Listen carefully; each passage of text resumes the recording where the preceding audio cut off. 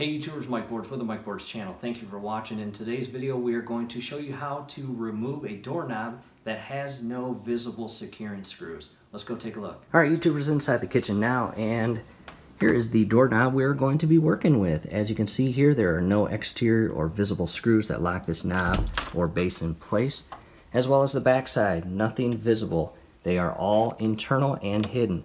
Come to the inner portion of your knob.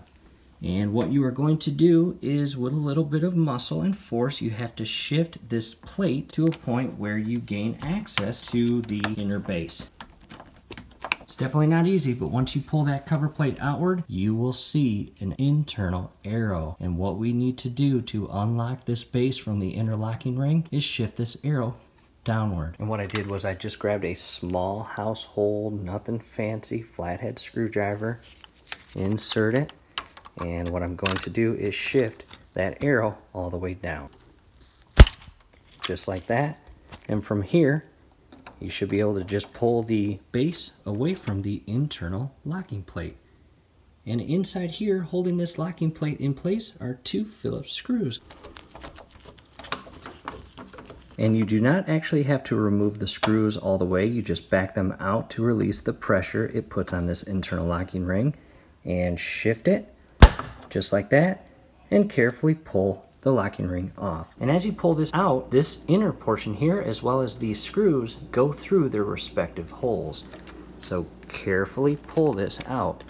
If you get caught up on something, go to the opposite side and see what you're caught on and help release it. There it is. Your doorknob is now released.